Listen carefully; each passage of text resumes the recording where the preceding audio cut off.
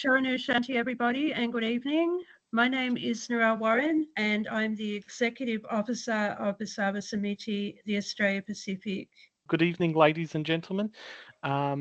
My name is Christian. I happen to serve as the Chief Executive Officer, and I wish to welcome every distinguished individual here for this evening's presentation.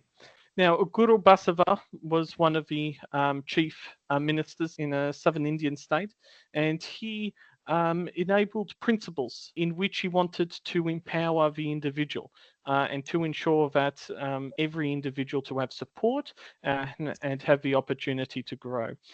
Dr. Thite is a human resource management specialist with over 30 years of specialist experience. Welcome, Dr. Thite. Good evening, everybody. One of the first things I would like to do is to understand you. I'm Dhruva. My name is Chandrasekhar Bhoga. I'm Kirti Verma. Hi, how are you, Mohan? Good, thank you, Kevin. Hi, Mohan. This is Vijay Lakshmi. I'm also from the IT industry. So I hope I will get more exposure here to work on the leadership side, little more on the governance side. So I think this session is beneficial for me to understand that. All right. So thanks very much for, coming out in the open and introducing yourself. What I'm doing today is to help you navigate your career. In the VUCA world, volatile, uncertain, complex, ambiguous world, we need to reinvent ourselves all the time. The lesson is that, well, there is no skill in terms of technical skill that is going to be prevalent all the time. It is the soft skill, though, that's very important, right? Communication skills will never go out of demand. Cross-cultural skills, that will not go out of demand because we are living in a highly multicultural kind of workplace, right? Even data awareness, that is becoming very important as well, right? So there are many soft skills that we need to acquire. This is the most important lesson for us. Whether generative AI is there or automation is there, one thing is very important. Any profession where there is human touch, that will not go out of demand. So if you look at the industries where there is biggest job growth, which are they? Healthcare, aged care, child care, disability care, primary education, counseling, sports. Again, you need mentors, coaches, and so on. That's very important. So all of you who are here, that's one of the first things that we need to do. We need to be very honest in terms of introspecting.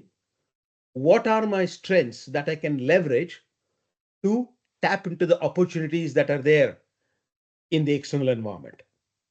Okay. And secondly, what are my weaknesses?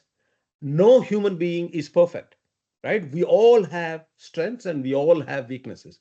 So what are my weaknesses and how do I address them, in terms of, keeping myself ready for the job market? So that honest introspection is very important. Now, those of you who are looking for jobs, now there are certain locations where local people wouldn't prefer to go. So similarly, in a place like Australia, for instance, rather than focusing on cities like Sydney, Melbourne, Brisbane, and so on, try to look at places where there are more opportunities than others. Okay, so I normally always advise people to look at opportunities in Darwin or opportunities in Canberra, for instance. The sooner you get the opportunity to get local exposure, whether it is through paid employment or unpaid employment, internship opportunities, or even organizations like Basava Samiti or whatever would help you to get those kind of skills. You might be in between jobs at the moment, but how are you using your time? Are you, for example, going to Coursera and other platforms and learning online skills? If you do, hey, you're showing to people that even though I'm in between jobs, I am learning these skills. Volunteering is highly valued in a country like Australia because volunteering gives you the most important soft skills that are necessary. No matter what you do your very best. I tell you, one day, even the worst of the boss will see it, will appreciate it, will value it. Do not focus on the outcome. Now, it's easier said than done, but there is a reason as to say why do not focus on the outcome.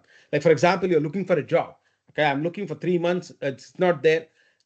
Keep doing what you think is the best thing to do. Because if you keep focusing on the outcome, number one, it's not in your control. Doing your best is in your control. But what happens, the result of it is not in your control, right? It depends on a lot of external factors. And even if you're successful, there are a lot of other people who have contributed to that success. It's not just your success. So if you focus on the result, you become anxious, you become stressful, right? And even if you have failure, see failure as a stepping stone to success, right? Because if you want to do innovation and creativity, you're bound to fail. But in failure, you get lessons to learn and grow. Okay. So as long as you show this trajectory of continuous learning, lifelong learning, okay, and use any available opportunity to put those skills into practice, one day or the other, you're going to succeed. Keep at it. Don't focus on the result. Keep doing your best. That's the only way to succeed. Hopefully, we'll meet again. But let's see this as an introduction. And I'm keen to talk to any of you who are interested to take that conversation further. Thank you very much. Good night, everybody, and all the very best. Good night. Thank you. Thank you very Good much, Thank you. Sharanapti. Thank you very much, sir.